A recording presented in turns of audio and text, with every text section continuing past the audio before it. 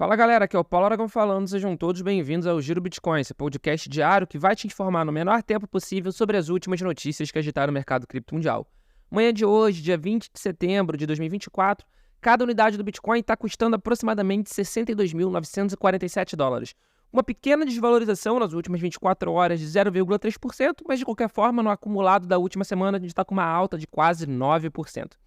Alta que também tem sido vista pelo segundo maior criptoativo do mercado, o Ethereum, que nesse momento cada unidade está aproximadamente 2.500 dólares, com uma valorização nas últimas 24 horas de cerca de 4% e também valorização na última semana, nos últimos 7 dias, de cerca de 8%. A gente tem visto grande parte do mercado cripto conseguindo recuperar valor, conseguindo ter valorização ao longo dessas últimas 24 horas, ao longo dessa última semana, muito por conta do corte de juros na economia americana. O corte de 0,5% ocasionou realmente uma corrida para ativos de maior risco, atrás de maior investimento. E isso tem visto nas criptomoedas, inclusive nos ETFs. No dia de ontem, dia 19 de setembro, os ETFs de Bitcoin Spot tiveram mais um saldo positivo, no total de 2.815 Bitcoins de entrada.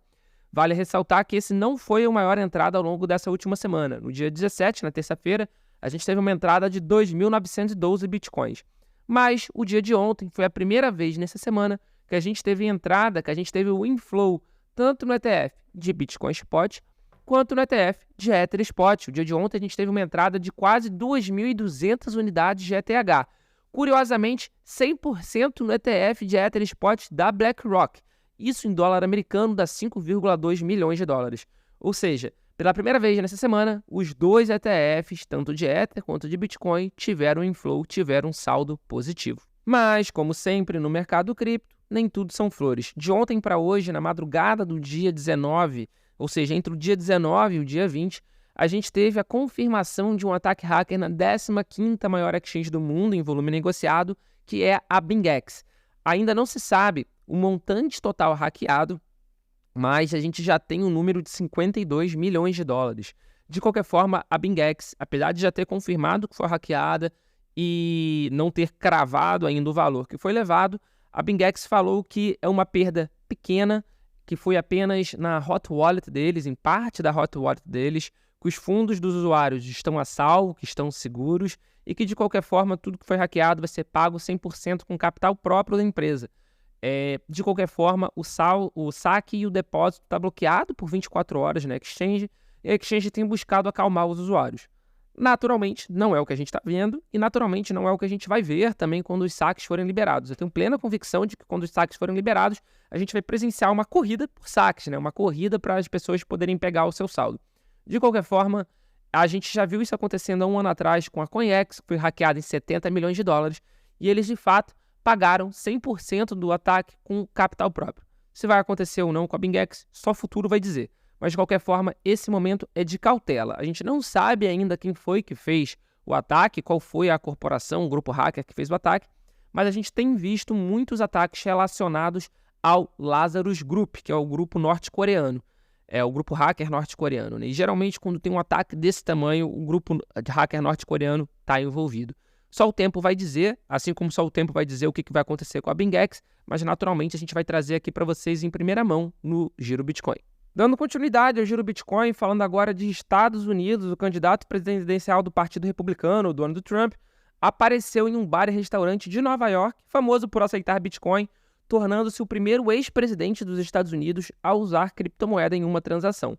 De acordo com um post do dia 18 de setembro, publicado no Twitter, no antigo Twitter pelo X pela PubKey, Trump usou Bitcoin para comprar hambúrgueres no bar. O defensor do Bitcoin e CEO da Professional Capital Management, que é o Anthony Pompliano, estava presente na parada de campanha que também foi relatada na conta de Trump no Truth Social, que é uma rede social dele, inclusive.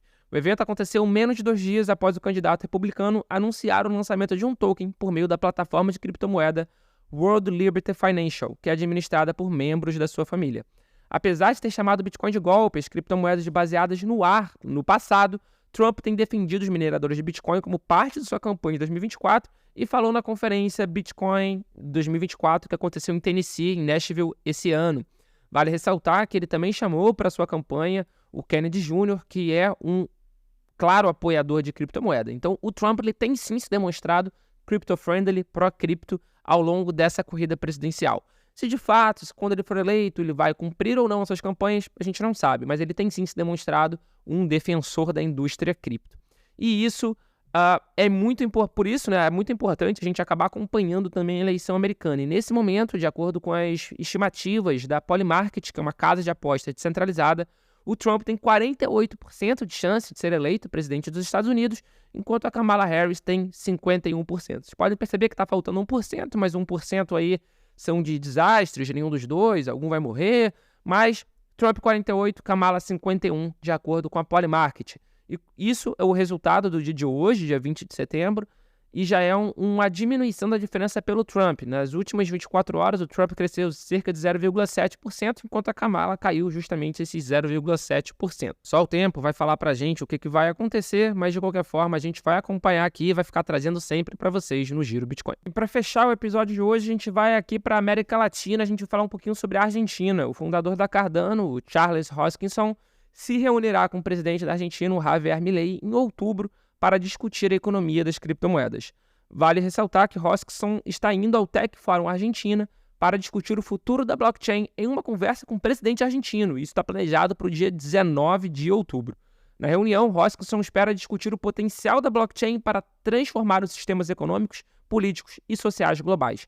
Ele também afirmou que levantará questões sobre os valores e as necessidades da Argentina no contexto da tecnologia, se o país deve criar uma CBDC, que é uma moeda digital de Banco Central, e quais tipos de parceiros serão necessários para reconstruir a economia. Abre aspas. Tivemos muitas discussões com a administração dele e provavelmente vou me encontrar com ele no dia 19, mas em algum momento, se não for nessa data, dentro desse período. Estamos discutindo com pessoas que trabalham com ele e com um fórum sobre como será o futuro da blockchain. Não é uma conversa apenas sobre a Cardano, há toda uma família de tecnologias. Fecha aspas. Vale ressaltar que o Javier Milei foi eleito recentemente e tem tentado recuperar a economia argentina através de um duro choque de economia austríaca. Esse foi o Giro Bitcoin de hoje. Muito obrigado pela sua companhia e a gente já tem um encontro marcado aqui no nosso episódio na próxima semana, na segunda-feira. Valeu!